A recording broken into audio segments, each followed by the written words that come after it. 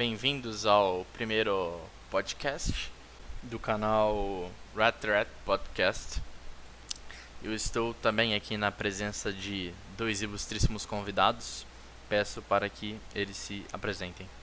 Então, eu sou o ilustríssimo Faveiro, né, já bem conhecido entre vocês. Espero que assim seja. Tenho 18 anos, estudo um pouquinho ali de tomismo, né, agostinianismo, essas coisas assim, mas parte mais filosófica da igreja. E é basicamente isso. Eu tenho um blog, mas eu não escrevo mais nada nele, então fiquem despreocupados que não vão me ver por muito tempo na internet, não, tá? Perfeito, segundo participante. Opa, e aí pessoal, é um prazer estar aqui com o ilustríssimo Faveiro.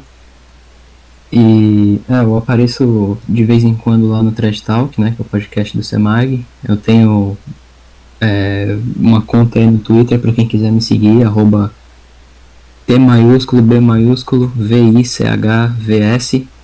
E hoje a gente vai estar falando aí dos sinocéfalos e dos cismáticos orientais. E é isso aí, o Faveiro falou que a gente combinou aqui que o Faveiro iria falar primeiro, então pode começar aí, Faveiro. Vamos lá então. Uma historiadora polonesa, né, a Zofia Amazinowa, não sei como pronuncia polonês, tudo difícil, eu li em inglês, né, mas enfim. Ela começa o capítulo dela sobre São Crisóstomo, uma das obras dela sobre mitos, lendas, etc., dizendo que ele foi um santo muito popular na Idade Média, justamente porque na crença medieval, quando você olha a imagem dele, ela meio que está uma proteção contra a morte súbita, né? A imagem dele foi representada em grande escala em todos os portões das cidades, nas pontes, nas entradas das igrejas, para que pudesse ser visto de longe, né? Para que todos ficassem protegidos. Porém, todos os estudiosos que trabalharam na vida e nas paixões deste bondoso gigante concordam que esse santo nunca existiu, certo? E de fato, essa informação ela tem até um certo aval teológico. E para verificar isso, Paulo VI, no seu moto próprio Mysterium Paschalis, ele retirou São Crisóvão do calendário dos Santos Romanos, em 1970, né? Justamente pela falta de documentação histórica, pela carência de dados que confirmam a tese de que ele existiu.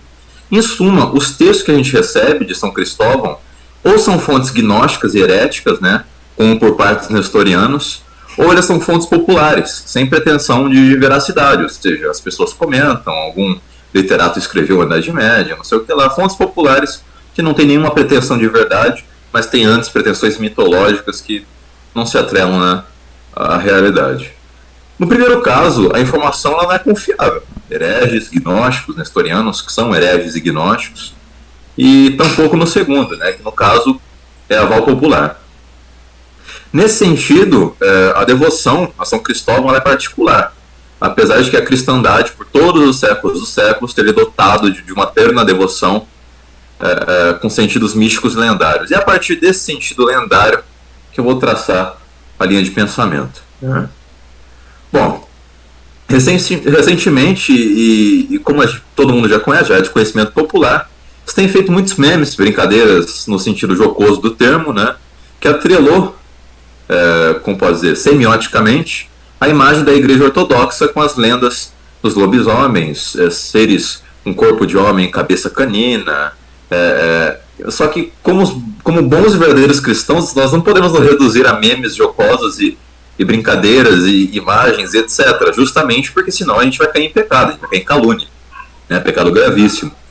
E isso que justifica o telos do podcast, né? Trazer essa fundamentação que origina essas brincadeiras, esses memes acerca dos lobinos, acerca, né, da relação entre a sinocefalia, a cabeça de cão e corpo de homem, né, entre os ortodoxos ou cismáticos do Oriente, como é mais de costume dizer. Bem, como eu tinha dito ali no começo, um dos caminhos que a gente recebe, os textos sobre São Crisóstomo são justamente são justamente de origens nestorianas, né?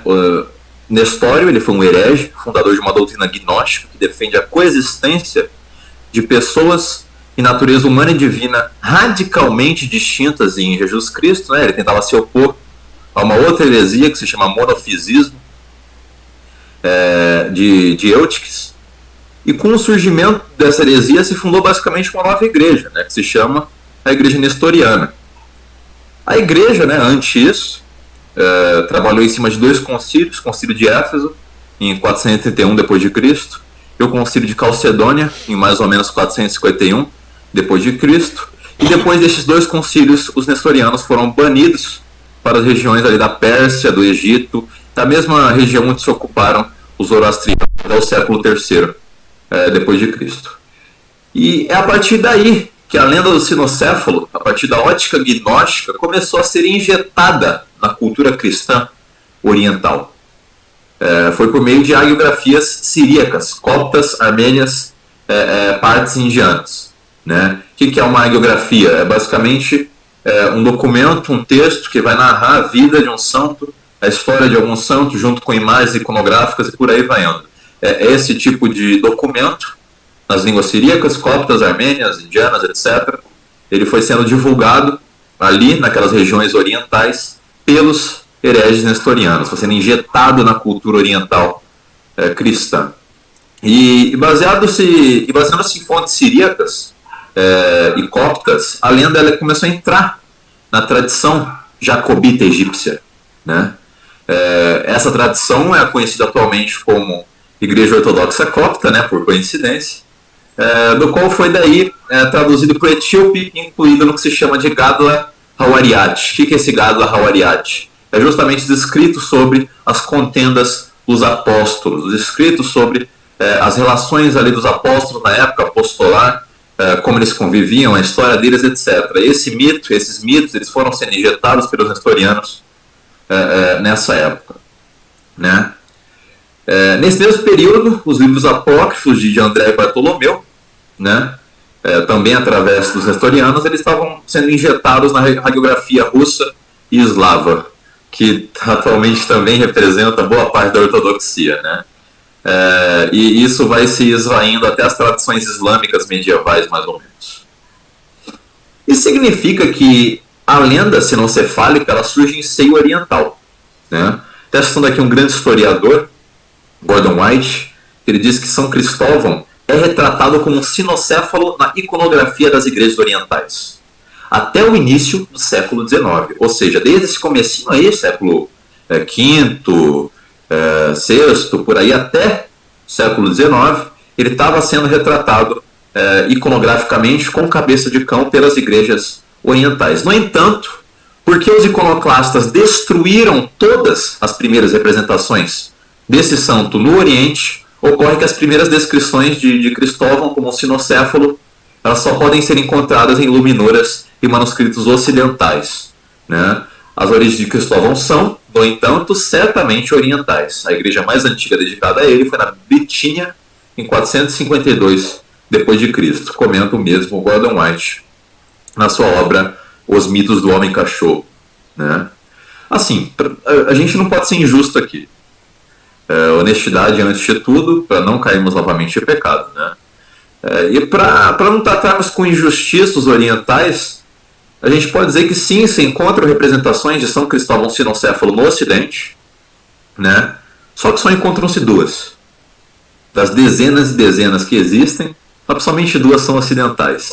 Né? Uma foi no Martirológio de Usuardo, na Landesbibliothek de Stuttgart, e é pertencente ali a meados do século XII, por aí, bem depois, né? No geral, o Ocidente sempre rejeitou essa concepção de São Cristóvão canino.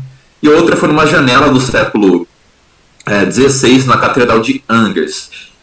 E nenhuma delas você teve aval da Igreja Católica, nem mesmo na Catedral. Do contrário, né?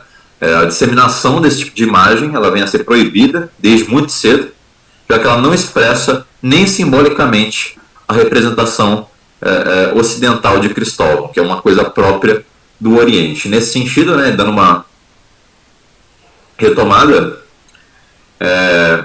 a tradição de interpretação sinocefálica ela surge no meio gnóstico herético, no meio de Nestório, né, um grande infame herege. A partir do nestorianismo, depois dos concílios, ele acaba sendo expulso das partes da Europa onde residia a Igreja Católica, portanto ele vai lá para as regiões asiáticas, né? Indo para as regiões asiáticas, os nestorianos se deparam com islâmicos e se deparam também com os ortodoxos. Isso aqui é antes do cisma, tá? Mas a gente tem que entender que antes do cisma já existiam inúmeras e inúmeras pessoas que defendiam os temas do cisma, mas enfim, naquela parte oriental, a gente pode dizer ortodoxa, os nestorianos se instalaram e começaram a injetar, através de escritos, né, inúmeras línguas próprias dos ritos sui generis, ou ritos autocefálicos ortodoxos, por assim dizer. E essa injeção acabou inserindo as imagens de São Cristóvão Canino no meio ali daquela população, né, no meio do Oriente. Disso se parte para as igrejas. O grande exemplo que eu dei foi a igreja ortodoxa copta, que na época era jacobita egípcia, né? E se disseminando dentro das igrejas, as próprias igrejas começaram a reproduzir esse tipo de iconografia e inserir na própria cultura eclesiástica dela esse tal São Cristóvão Canino, esse tal São Cristóvão lobisomem, né, por assim dizer, onde ele tem a cabeça de cão e o corpo de homem. Mas então, a gente tem que comentar agora, né, a lenda em si. O que significa essas ideias de São Cristóvão? O que é de verdade isso? Qual é a história por trás disso? Né? Não somente a parte de desenvolvimento histórico dela, mas como também ela significa por si mesma. Né? Bom, mitologicamente, lendariamente, São Cristóvão é um gigante pertencente a uma raça sinocéfala, na terra dos Xananeanos, né? Os caninos do Novo Testamento, por assim dizer. Mais tarde o Bobuich vai comentar um pouquinho sobre isso aí. Que eles comem carne humana e cuja única forma de comunicação é latir. Né? O nome original de São Cristóvão, na verdade, era Réprobos, ou Réprobus, por aí vai, Déprebus também, né? Na tradução mais certa em português seria réprobo, no caso, o condenado, o abominável, por assim dizer, justamente porque isso correspondia à sua natureza, né? Negro, pagão, feroz e terrível. Um dia, ele pede a Deus que mostre seu poder, né? Dando-lhe o dom da fala humana, ou seja, um anjo enviado em resposta à sua oração o golpeia e sopra em sua boca e ele começa a falar grego. Curioso dele começar a falar grego e não latim, né? É mais um sinal das peripécias do Oriente, né? Ainda um gigante orgulhoso, ele é reduzido em tamanho pelo menino Jesus, que ordena que ele o carregue através de um rio. À medida que avança para o dilúvio, a criança fica cada vez mais pesada. Enquanto Cristóvão não pode ir mais longe, a criança revela sua verdadeira natureza para ele. E Cristóvão, tendo aprendido sua lição, humildemente devota sua vida ao serviço cristão. Ele prega o evangelho, mas ele é especialmente um atleta, né? Um atleta no sentido de pregador. Ele luta contra os exércitos do paganismo. Ele é um atleta não no sentido de pregador comunicativo, mas físico mesmo. Aquele que vai, ele age em cima das coisas. Nesse sentido, ele lutava contra os exércitos do paganismo, né? Ele é batizado por São Bábilo em Antioquia, e quando sua aparência muda e sua pele fica branca como leite, né? Depois desse batismo. Ele é feito prisioneiro pelo pagão, o grande imperador pagão Décio, mais ou menos ali 248, 251 depois de Cristo. Ele é martirizado na Lícia, junto com milhares de outros cristãos.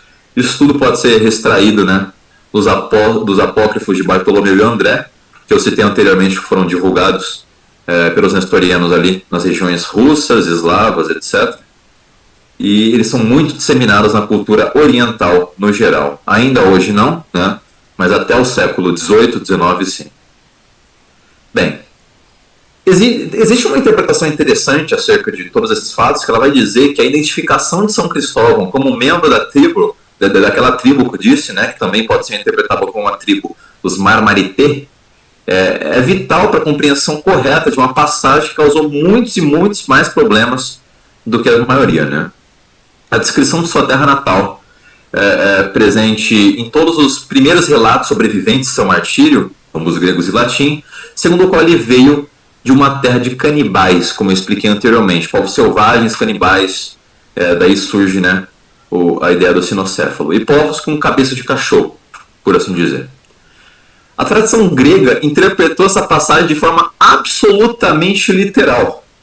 E é por isso que os ícones bizantinos frequentemente representavam São Cristóvão com a cabeça de cachorro. Com o tempo, é claro, isso levou a uma reação contra São Cristóvão, porque isso representava algo negativo, né? O cão é selvagem, sempre foi selvagem na interpretação da literatura cristã. Na tradição latina, obviamente os mais racionais, como os próprios ortodoxos alegam, os mais racionalistas, né? Ela se desenvolveu ao longo de linhas diferentes, já que as primeiras traduções latinas nem sempre renderam uma tradução literal do termo grego original, que é o termo kunoképhalos, né? Ou seja, com cabeça de cachorro. E alguns ortodoxos orientais o traduziram como canineu, ou seja, semelhante a um cachorro. Pegaram do latim, né? E pegaram como canineu, sendo que na verdade o termo original era cananeu, ou seja, quem veio de Canaã.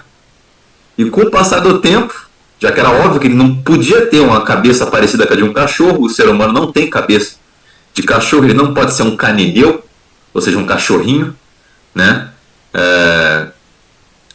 Os latinos abandonaram completamente essa interpretação errônea, mas os orientais, os ortodoxos, mantiveram durante muitos e muitos anos. Como alega o historiador David Woods e mais tarde Leslie Ross, né? Isso não dá pra gente, né, sinais evidentíssimos da interpretação simbólica ortodoxa acerca da literalidade ou metaforicidade da sinocefalia de Cristóvão. Nesse sentido, obviamente, eles interpretaram com literalidade e com erro, né, canineu, e os latinos, cananeu, de Canaã, com assertividade, com metaforicidade, né?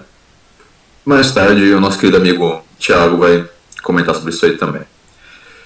Uma coisa bem interessante, intriga, né, instiga a nossa alma. Alguns ortodoxos, até bem conhecidos aí no meio brasileiro, eles argumentam que a interpretação deles, na verdade, se dá pelo fato de que São Cristóvão, que a gente não tem a posse de uma descrição física, senão aquela descrição gnóstica que eu falei para vocês, né? Eles dizem que, na verdade, ele era feio e aterrorizante, é por isso que se colocava aquela cabeça de cão, né? E isso é o que de fato está escrito nos documentos da Igreja Ortodoxa Grega da América, da seguinte maneira, preste bem atenção. São Cristóvão foi inicialmente chamado de réprobos. Vendo os cristãos perseguidos, ele repreendeu os tiranos por sua crueldade.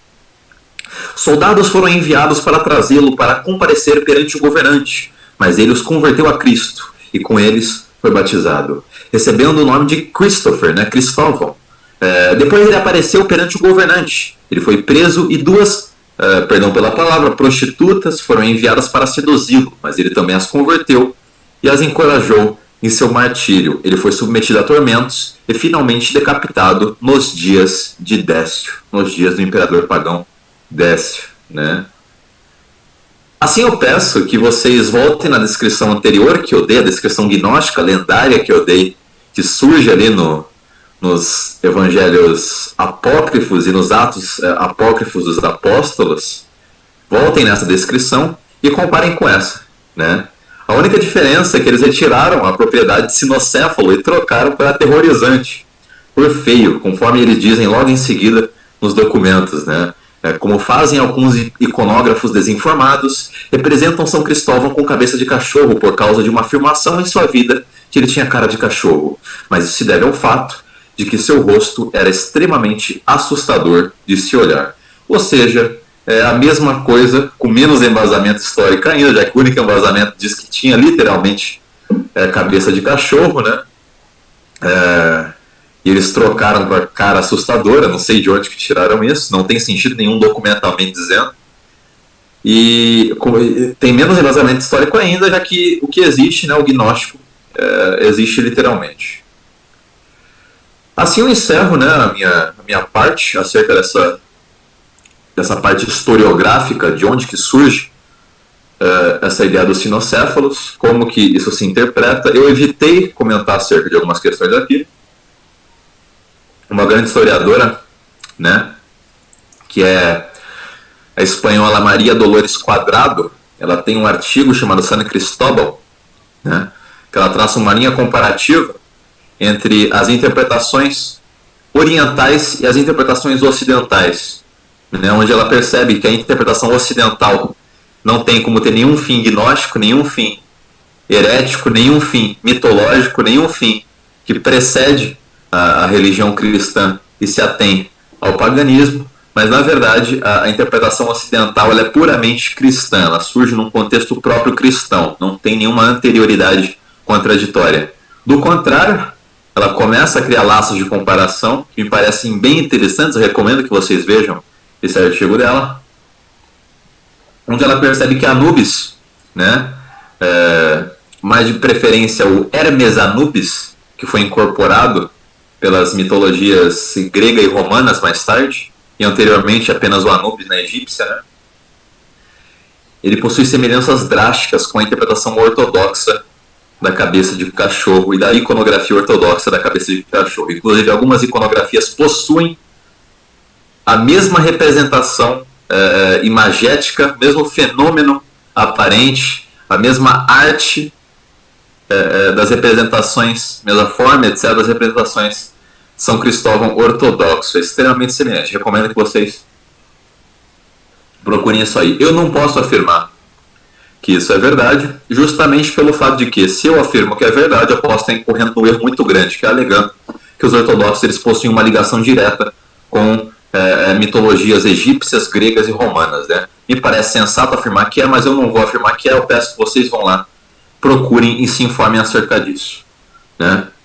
Mas em resumo, o que a gente pode concluir do que eu falei é basicamente o seguinte, né? Além da sinocéfala, ela se desenvolve nas igrejas do Oriente, a partir dos nestorianos e depois pela igreja copta, né? A mesma lenda ela é aceita pelos ortodoxos até os meados do século XIX. A Igreja Católica nunca aceitou, e não era do imaginário popular católico, esse tipo de interpretação acerca de São Cristóvão. Entende? A interpretação inicial ela era literal por parte do Oriente, depois ela parou de ser literal, porque obviamente é um absurdo o que eles estavam dizendo. As fontes, né, dos contraditores são mais ocultas que a doutrina deles. Eu não vou nem comentar aqui acerca de Pala, mas talvez o Bubuiche, se ele quiser, ele comenta. Né? E a descrição atual deles, a que está nos documentos dele acerca de São Cristóvão, ela continua sendo mitológica. Nós, católicos, com o aval de Paulo VI, não podemos admitir que São Cristóvão existiu com embasamento histórico. Paulo VI designou, antes mesmo da reforma da missa, né, da reforma litúrgica, e antes mesmo também das alterações das formas de canonização por João Paulo II, portanto não é matéria de se levantar suspeita, a não ser que seja sede vacantista, né? Ele designou que não possui nenhuma historicidade, teve uma investigação em cima e não possui nenhum dado documental que realmente São Cristóvão existiu. Os únicos dados que a gente tem ou são gnósticos ou são do inventário moral e inventário imaginário popular, né? É basicamente isso. Eu passo a palavra agora para o digníssimo Tiago. Muito obrigado aí, digníssimo Faveiro, pela exposição aí com relação aos sinocéfalos ortodoxos. Só para dar uma completada aqui, explicando o significado da iconografia dos sinocéfalos para o Ocidente, também uma acusação muito frequente que fazem ao mesmo tempo contra nós, falando que a gente supostamente acredita que São Cristóvão foi um gigante, né? Falam que muitos dizem que se eles acreditam que São Cristóvão era um sinocéfalo, nós acreditamos que ele era um gigante. Eu vou explicar cada uma dessas coisas e explicar o significado de ícones relacionados a isso no Ocidente, né? Por exemplo, na própria Bíblia a gente encontra que cachorro é um animal relacionado à impureza e ao pecado, né? Por exemplo, em Mateus 15:26 a gente vê que Jesus fala que não é bom pegar o pão dos filhos e dá-lo aos cães, né? Os cães, se referindo obviamente às pessoas impuras, né? Compara os filhos, no caso, evidentemente os filhos de Deus, as pessoas que não são filhas de Deus, e fala que nós não devemos dar o pão a esses cães. Em Apocalipse 22 a gente também vê que os cães vão ficar fora do reino dos céus. A gente, em 2 Pedro 2:22, Pedro fala de um provérbio que relaciona o cão à impureza. Enfim, é bastante claro, bastante clara essa figura dos cães nas escrituras, né? E aí a gente, com base nisso, a gente já consegue responder uma acusação muito frequente dos ortodoxos quando a gente fala alguma coisa relacionada aos sinocéfalos, né? Porque eles falam, mas a gente também consegue encontrar no Ocidente algumas representações de sinocéfalos, por exemplo, no evento de Pentecostes, né? A resposta é sim, a gente consegue encontrar representações de cães recebendo o Espírito Santo em Pentecostes. Mas por que a gente encontra isso? Porque isso é uma representação metafórica de pessoas afundadas no pecado recebendo o Espírito Santo. E o que prova realmente que eles não tinham a mesma visão bíblica do significado da palavra cão, ou os cismáticos orientais, é que mesmo depois da conversão, São Cristóvão não deixou de ser um sinocéfalo, né? Eles acreditavam que isso era algo relacionado à raça. E, inclusive, a gente tem um relato de um dominicano chamado Tomás de Cantimpré, que ele traz do Oriente esses relatos de pessoas que acreditavam em sinocéfalos. Ele mesmo passou a acreditar em sinocéfalos, né? Escreveu um livro sobre as abomináveis criaturas orientais, onde ele relata a existência de sinocéfalos, né? E agora, com relação à acusação da gente supostamente acreditar que São Cristóvão era um gigante, a resposta também é bem simples. A gente encontra também na própria Bíblia que gigantes significam simplesmente homens caídos, não necessariamente homens altos, né? Como a gente vê em Gênesis 6 e 7, se não me engano, que mencionados gigantes caídos, que foram os heróis de outros tempos.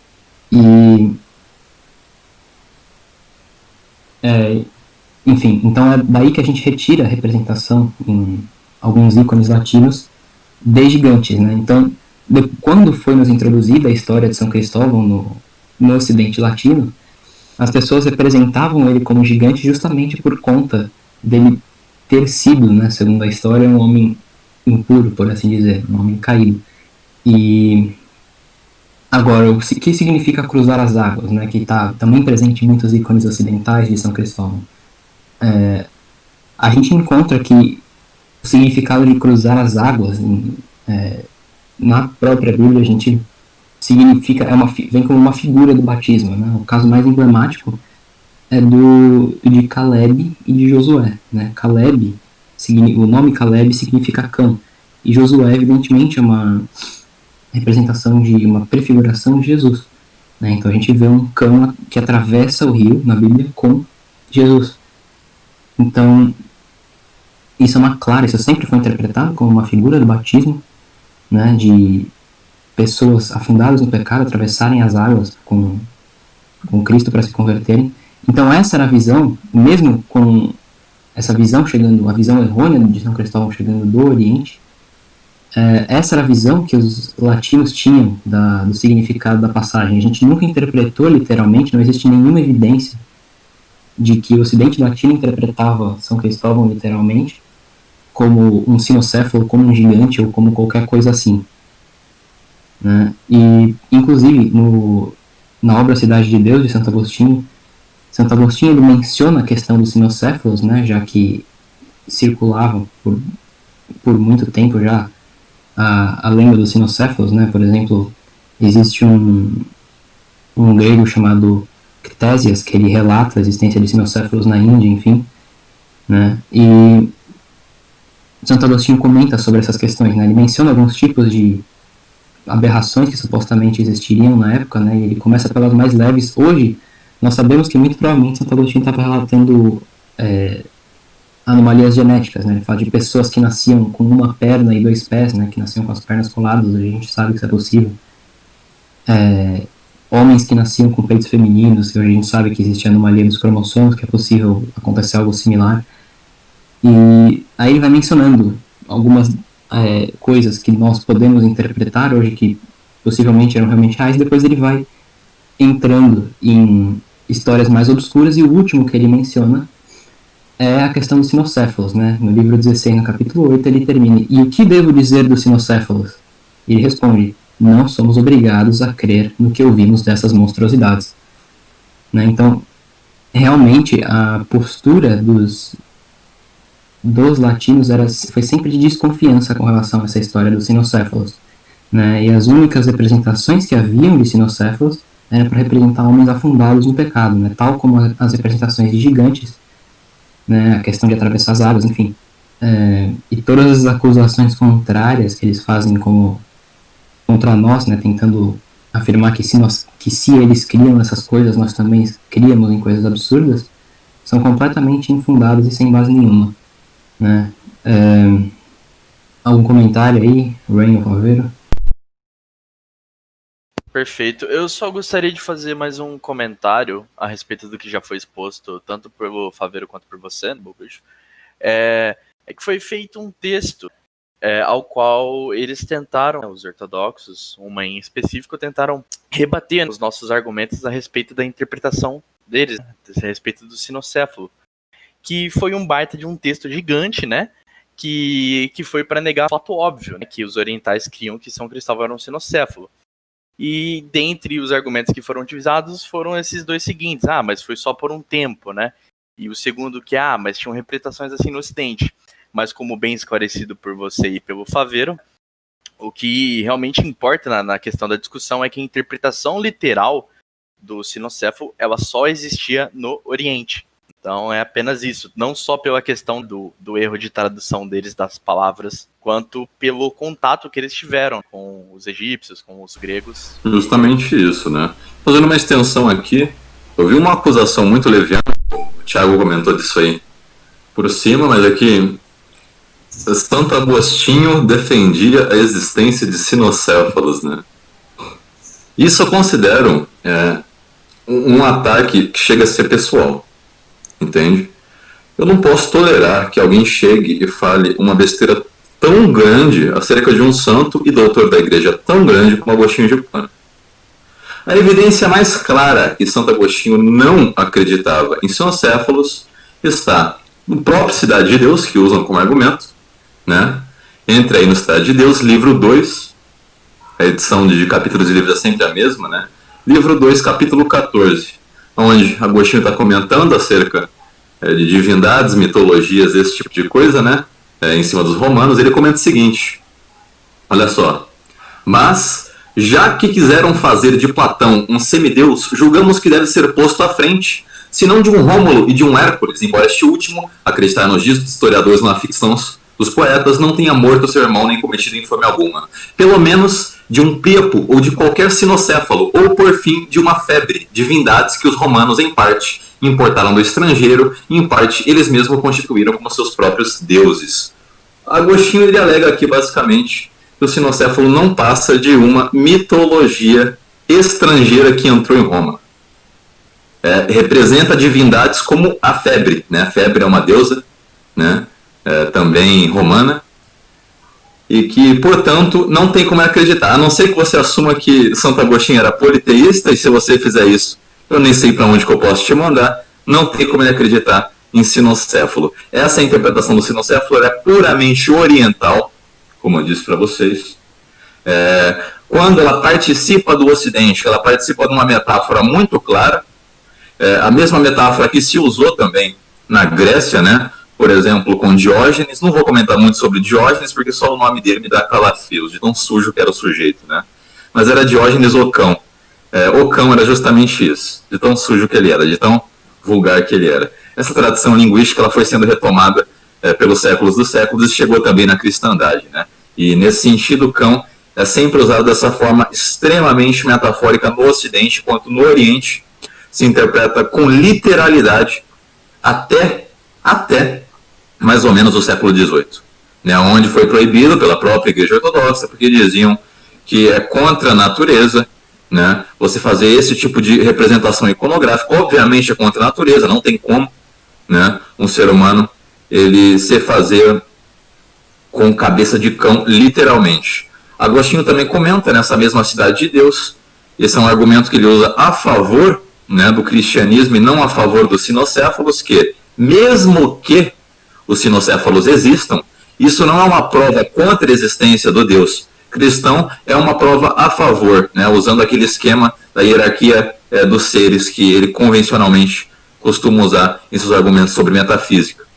E nesse sentido, esse mesmo que significa que naquela época se usava essa mitologia do sinocéfalo para contrariar o cristianismo, né? Para dizer, olha, o cristianismo ele é falso porque ele não se predispõe, ele não prescreve a existência dessas raças mitológicas, né? E, portanto, né, o Deus de vocês é falso. Agostinho rebate isso, dizendo que não, mesmo que existisse, na verdade seria uma prova da existência do meu Deus, né? No contrário, que o sinocéfalo, na verdade, é uma prova da aberração dos seus deuses. Então, Santo Ambrósio também faz uma curta passagem sobre o sinocéfalo, também é nesse sentido, dele dizendo com desconfiança, falou, olha, alguns povos estrangeiros dizem que existe esse tipo de coisa, não, isso não tem sentido nenhum. Santo Ambrósio também comenta sobre isso. Santo Ambrósio foi basicamente o mestre, né, de Santo Agostinho. Por tabela, Santo Agostinho recebeu essa informação e começou a discutir também com os gnósticos da época em cima disso aí. E a conclusão mais imediata é que isso só participa de uma interpretação oriental, né? E tem sentido participar de uma interpretação oriental dizendo a nível historiográfico, justamente porque os os netorianos, hereges como são, né, traziam essas mitologias egípcias, gregas, etc., todas para o seio da cristandade. Por este motivo também é que são hereges, por este motivo também é que eles corromperam completamente essa parte ortodoxa. Por extensão, a Igreja Ortodoxa sempre foi mais receptiva a esse tipo de coisa, não somente pelo seio cultural no qual ela cresce, né? Ela cresce num seio grego, num seio muito próximo também dos ideais islâmicos, ela cresce também num seio muito próximo do paganismo, e é natural que ela absorva muito desse paganismo, justamente porque é onde se teve a formação social do cidadão ortodoxo. E isso se reflete, para evidenciar mais isso, né, se reflete constantemente na cultura filosófica e teológica do Oriente, né? A saber, por exemplo, a ideia, a distinção formal e material que Palamas faz entre essência e energia, né, onde se cria basicamente dois deuses, é politeísmo. Eu não vou comentar acerca desse politeísmo aqui, se o Thiago quiser ele comenta. A luz incriada, essas coisas malucas aí, né, exicasmo, a exíquia, meu Deus do céu, não tem nem o que comentar. A exíquia é puro misticismo, entendeu? É você crer que você pode refletir um feito de Jesus através da imitação material das ações dele, que é ridículo, né? Eles acusavam sempre os orientais de racionalismo, ou seja, esse racionalismo que eles diziam era simplesmente que os ocidentais, usam a razão, né? E por consequência os orientais não gostam muito de usar a razão. Um discípulo do Palamas, esse que eu comentei quase agora, que faz essa distinção basicamente que tem consequências politeístas, quando teve contato com Santo Tomás de Aquino e a escolástica medieval, simplesmente virou antipalamita. Ele era palamita, era discípulo do Palamas, teve contato com a escolástica e virou antipalamita, porque a nossa razão ela funciona assim. O ser humano ele funciona assim, ele funciona através da verdade, ele funciona através da razão, ele funciona através de uma tendência natural para Deus, entende? E então o seio ortodoxo, desde culturalmente dizendo, né, ele já surge a partir de uma concepção mística, teúrgica do ser, né? Ele surge com contato direto com a academia neoplatônica. A academia neoplatônica tardia ela se estende até mais ou menos ali o século V, século VI, né? Que depois de Jâmblico, etc., eles misturam toda aquela teurgia e vão divulgando através da academia, que mais tarde vai se tornar parte ali grega e parte de Bizâncio, etc. Isso aí corrompe completamente os cristãos orientais. Este também é um dos motivos do cisma de Fócio, né, e do cisma propriamente oriental, que vai ocorrer logo em seguida, que separa a Igreja Católica verdadeira, ou seja, romana, e essa Igreja Ortodoxa falsa, essa Igreja Ortodoxa mística, essa igreja ortodoxa puramente espiritual. Né? No primeiro capítulo da Tríades, né, do Palamas, ele diz que a filosofia não salva. Né? E a primeira coisa que ele fez foi se sustentar nos neoplatônicos para escrever a filosofia dele. É basicamente isso que eu queria comentar. Sim, como você muito bem observou, né, nessa questão da influência de culturas pagãs orientais na Igreja Ortodoxa, né, considerem, sempre quando eu falo ortodoxa entre aspas, a gente observa isso, por exemplo, na prática, na semelhança do hesychasmo com uma prática chamada pranayama, né, e práticas budistas, que incluem técnicas de respiração justamente para atingir luzes incriadas e fazer orações com oração, enfim, para deificação própria, coisas similares. E esses absurdos que haviam sido implementados de culturas pagãs orientais, os monges do Monte Athos escandalizaram Barlaão, né? Barlaão, que era um erudito treinado em filosofia escolástica, e ele denunciou essas práticas absurdas e ridículas dos monges do Monte Athos, e Pálamas saiu em defesa deles, né? Pálamas, que seria o bispo de Tessalônica, e fizeram disputas, né? Pálamas tenta fundamentar uma proposta de distinção entre essência e energias, uma distinção real, onde tanto as energias quanto a essência são inteiramente Deus, né? E Barlaão, como um erudito justamente treinado em filosofia escolástica, vai ficar indignado com uma coisa dessas, porque isso é absurdo. E convocaram-se 5 sínodos para, depois do sínodo do Barlaão e do Pálamas, né, 5 sínodos para discutir essa mesma questão, né, já que no primeiro Barlaão havia sido condenado e expulso, convocaram-se 5 outros, onde no terceiro houve uma pequena vitória dos antipalamistas, mas no último, sobre João VI, foi dogmatizada essa distinção ridícula. E o próprio Barlaão havia se convertido depois desse sínodo ao catolicismo, né, porque ele não conseguiu aguentar tamanha imbecilidade sendo defendida pela Igreja Ortodoxa, né? E, inclusive, vários discípulos do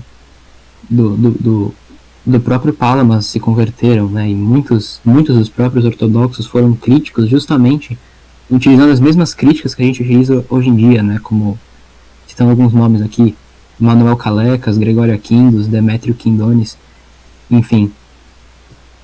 E a defesa, a apologia dos palamistas sempre foi muito fraca, né? Sempre se reconheceu que o embasamento dessa distinção na patrística foi absolutamente ridículo, né? Ninguém nunca levou muito a sério o embasamento patrístico do que o Pálamas tentava dar para a distinção entre essência e energias. Ele cita São Basílio Magno, mas essa distinção é risível. Ele tenta até citar Pseudo Dionísio, enfim, mas ele não consegue fundamentar, porque todos eles defendiam claramente uma simplicidade divina absoluta e uma identidade. Eles defendiam que a atividade de Deus, as ações de Deus, a atividade de Deus é o próprio Deus, não existe uma distinção real onde tanto as energias, né, as atividades, quanto pessoas são inteiramente Deus, mais distintos. E inclusive depois, notando contradições tão ridículas na doutrina palamista, um dos discípulos de Pálamas, chamado Cristóvão Livanos, né, talvez por uma coincidência da providência ele se chamava Cristóvão, ele nega a aplicabilidade da lógica na questão da distinção entre essência e energias. Ele fala: não faz sentido mesmo, é contraditório, mas a gente não pode aplicar. Essa é a conclusão que ele chega. E outro ponto, né, já conectando com a questão de Santo Agostinho, que o Faveiro mencionou, né, apesar dos ortodoxos terem Santo Agostinho como um santo entre eles, eles têm um ódio gigante por ele, principalmente recentemente, né?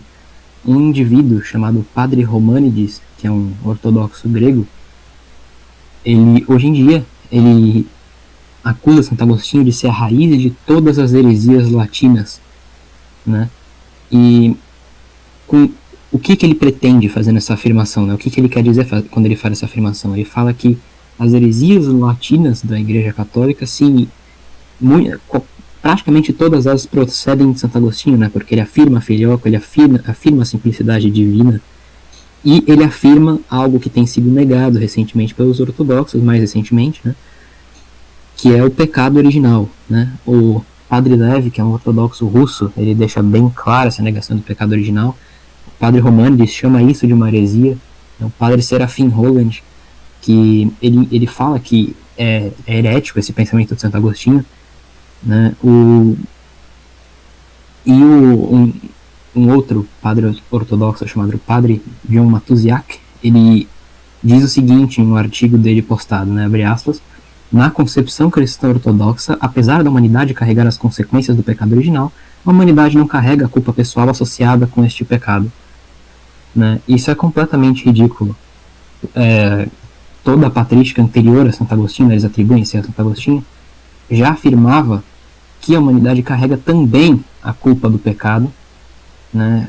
Por exemplo, Santo Irineu, no Contra as Heresias, livro 5, capítulo 16, ele afirma que por conta do pecado original nós nos tornamos traidores. Tertuliano, no Testemunho da Alma, capítulo 3, afirma a mesma coisa. São Cipriano, em suas, inclusive nas controvérsias dele sobre o batismo infantil, ele comenta isso, é um ponto muito forte que ele faz da questão da herança do pecado original, né? E por conta dessas afirmações ridículas dos ortodoxos, eles também têm uma visão de salvação, né, de redenção, completamente absurda. A visão católica, né, conforme exposta, por exemplo, né, por São Tomás de Aquino, né, na Suma Teológica, terceira parte lá para a questão 50, no quarto livro da Suma contra os Gentios, etc., é que a morte de Cristo, né, Cristo nos salvou de 5 formas, né, pelo mérito, satisfação, sacrifício, redenção e como causa eficiente. Né. Mérito porque ele, sendo divino, seus méritos têm um valor infinito. Né. Paixão, porque foi ele se fez uma oblação visível, né, de sua própria vida, e foi o sacerdote da nova aliança. Redenção, porque o sacrifício dele foi um sacrifício adequado, pagando o preço pelo pecado e pela pena eterna, e também é causa eficiente, né, já que a morte de Cristo é instrumento pelo qual a gente recebe as graças. Né? E por que ele sofreu tanto? Né? Normalmente são dadas 3 razões para isso. Né? Nós temos que observar de 3 pontos de vista. Do nosso, né? Ele sofreu muito porque era conveniente que nós fôssemos iluminados pelo maior exemplo possível de virtude, pelos olhos dele próprio, que ele teria que vencer o pecado da forma mais perfeita possível, né? E pelos olhos de Deus Pai, né? Que desejava isso como uma vitória mais perfeita possível sobre o pecado, sobre o diabo e sobre a morte. Então, essa é a nossa visão de salvação. Nós, pela morte de Cristo, né, nós temos redenção pelo seu sangue, como é dito em Efésios 1:7, Colossenses 1:14, por exemplo. Né, a morte dele é o que satisfaz a Deus pelos nossos pecados. E os ortodoxos, eles têm uma visão absurdamente ridícula sobre isso. Né? Eles afirmam que, como nós não herdamos essa culpa do pecado, né, nós apenas sofremos as consequências dele, né, não que nós mesmos sejamos estivéssemos naturalmente em um estado para a condenação. Eles dizem que a encarnação de Cristo se dá para nos mostrar o caminho da salvação, né? E a morte é para quê? Por que ele morreu? Para chamar a atenção, né? Para a história, porque pessoas não prestam atenção em histórias sem graça, e ele morreu para chamar a atenção, né? E não que a nossa salvação tenha se dado realmente na cruz. Então, acho que é basicamente isso que eu tinha para comentar. Uhum. Criou uma extensão rápida, né, para a gente ter aqui uma ideia comparativa, né, entre quais são as consequências desse misticismo palamita ortodoxo que sempre residiu no seio ortodoxo, né? Ortodoxo aqui novamente são cismáticos do Oriente, porque o ortodoxo não tem nada. Pouco tempo depois da morte de Palamas, você vai ter ali um Bizâncio corrompida pelas concepções místicas, tanto no sentido imperial, tantos imperadores, etc., tantos líderes dali estavam corrompidos pela teologia palamita, quanto também os acadêmicos, né? Muitos, nem todos, muitos acadêmicos estavam corrompidos por Palamas. E isso deu consequência numa coisa muito complicada ao longo da história. Existiu na Renascença, né, no comecinho ali da Renascença, um filósofo / teólogo chamado Georges Gemistos, né, ou então Platon, como ele se autodenominou, que quando ele teve contato com as obras do Palamas, ele deixou de ser católico e se tornou pagão. Ele adotou a mitologia helenística como não somente seu lado filosófico, mas também o seu lado teológico, né? O Platon, ele vai se juntar já na sua velhice com outro autor, já que nunca esteve no seio católico, sempre foi um herege, chamado Marcílio Ficino. O Ficino, bom neoplatônico que se juntou com Gemistos e criou a escola neoplatônica da Renascença, né?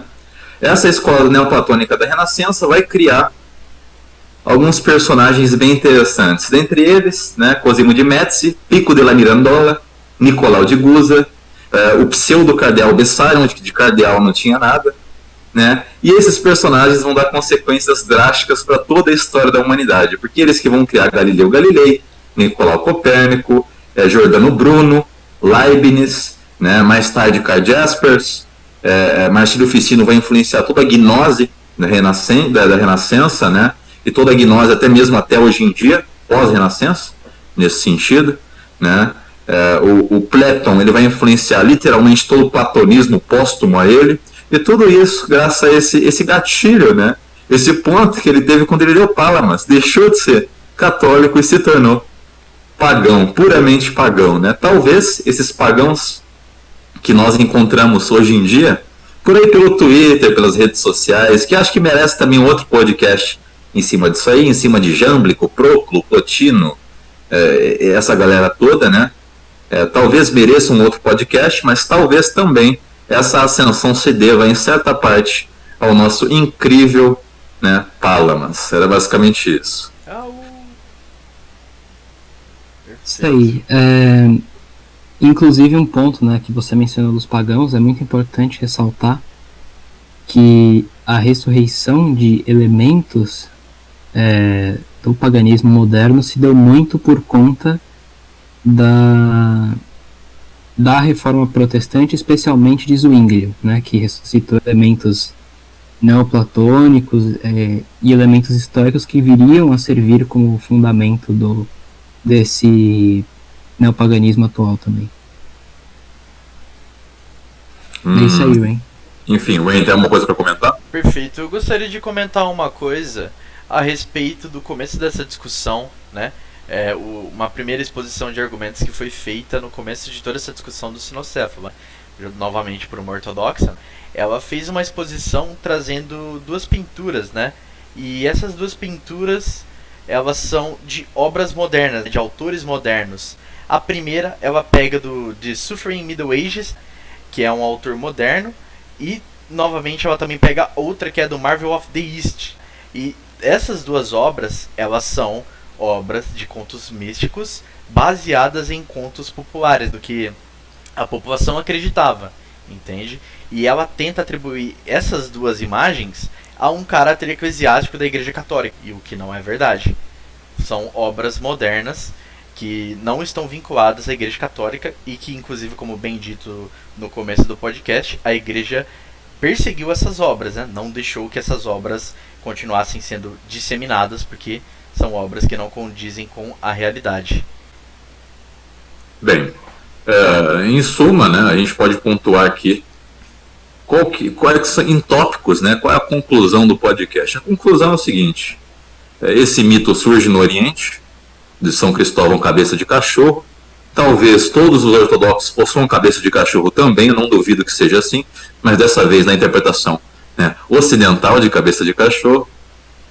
Ortodoxos sempre foram místicos, surgiram em seio místico, tem uma cultura mística, sempre foi assim também, né? As consequências drásticas desse inventário místico dos ortodoxos influenciaram toda a humanidade, negativamente dizendo, chegaram até a tirar pessoas de dentro da igreja, né? Bem, as imagens ocidentais de Cristóvão são imagens que possuem interpretação metafórica, radicalmente metafórica. As orientais possuem interpretações, pelo menos no começo, literais, e essa é a grande implicação, é daí que se extrai o meme, né? A figura jocosa que temos os ortodoxos, com a justiça, né? Com o politeísta, com o pagão, funciona assim mesmo. E, em suma, a Igreja Ortodoxa, ela tentou sair desse espectro mais mitológico, arranjando aquela desculpinha de que não, mas isso aí é porque São Cristóvão ele era meio feio, ele tinha uma aparência aterrorizante, né? O que é evidentemente falso também, justamente porque a documentação histórica não condiz com esse tipo de afirmação. Então, ou eles inventaram essa história, né? Falsificaram a história de São Cristóvão, eles são mentirosos imensos, ou então, boa parte da história deles é eles acreditando que São Cristóvão realmente tinha cabeça de cachorro. Só um último comentário aqui relacionado a essa ortodoxa aí que você mencionou, hein? Em uma das discussões que a gente estava tendo relacionado aos cinocéfalos, ela pegou uma pintura, né, enviaram uma pintura de um cinocéfalo. Ela falou, calma aí, mas essa pintura é ocidental, né, por causa que era um menino com cabeça de cachorro. Ela falou, calma aí, essa pintura é ocidental, olha só o desenho do corpo do bebê, é uma pintura ocidental. Mas ela foi tão incompetente que ela não foi capaz de perceber que aquilo lá era uma edição de uma cabeça de um cinocéfalo bizantino adicionada numa pintura ocidental, né? Então você vê que os argumentos dessas pessoas se embasam sempre em confusões, em mentiras, completamente absurdo. Ao meu ver, ortodoxos são politeístas, tá? Eu não tenho medo de chamá-los de pagãos, digo de antemão. Não são somente hereges, não são somente cismáticos, são pagãos mesmo, tá? Isso é ortodoxia. Isto é ortodoxia. Muito obrigado, Igreja Ortodoxa. Possui mais algum ponto, argumento que vocês queiram ressaltar nesse final de podcast? Por mim já é suficiente. Por mim também é suficiente, Faveiro. Por mim também, suficientíssimo. Inclusive, só fazer uma adição, a bibliografia acerca de tudo que eu falei, né, pode ter muita desconfiança, você não tem fonte. Bom, as minhas fontes com certeza não estão em russo nem ucraniano, né, da minha natividade. Elas estão em português, espanhol e inglês. Né? Algumas vindo do polonês, outras vindo do alemão, por aí vai indo, mas com certeza não estão nem russo nem ucraniano. Né? As fontes de alguns personagens aí que debatem são tão ocultas quanto a doutrina deles. Né? Eu vou colocar na descrição as minhas fontes bibliográficas e aí vocês dão uma verificada. Perfeito. E só ressaltando também que a fonte em ucraniano, a qual essa ortodoxa mandou como base de argumentação, estava bem específico que a Igreja Católica perseguiu essas obras com representação de cinocéfalo. Muito obrigado, Igreja Ortodoxa. Basicamente isso. Perfeito. Dado aqui os argumentos, eu encerro o podcast. Salve Maria e Deus abençoe a todos. Salve Maria.